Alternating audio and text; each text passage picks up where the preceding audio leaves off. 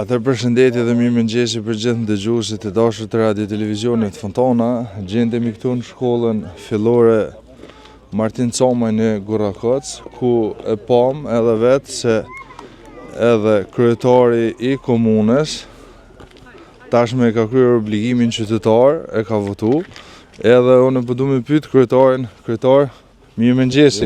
Që është kalut, a dro që munda mu transferu mu e mësë më pas drejt vote mas ne?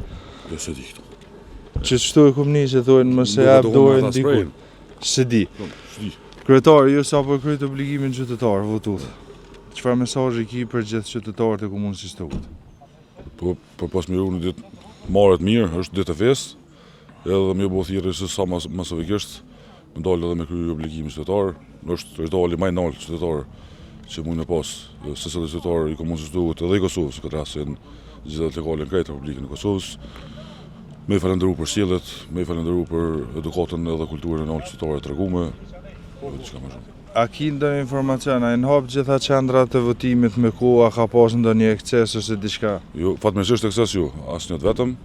Për deri tash sa kam informacione për sistemet vëzhguesve që kemi të ndërtuara, edhe qendrat e votimit janë hap me ku, komisionerët janë pranë kutive votimit bashkë me vëzhgues të gjitha partive politike dhe procesi po shkon në mënyrën më të mirë të mundshme që ka hije qytetarit të Stogut. Kryetar, faleminderit shumë. Faleminderit dhe juve, punë të marrë, ditë mirë. Faleminderit.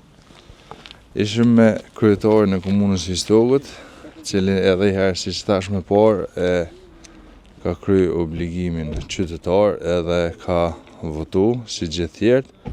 Prandaj, nesa gjatë tërë ditës do të jemi në transmetim drejt për drejt nga qendrat e votimeve, edhe do t'i marrim në pyetje qytetarë të ndryshëm edhe drejtues të institucioneve shkollore që janë njëherët edhe menaxher të qendrave të votimeve.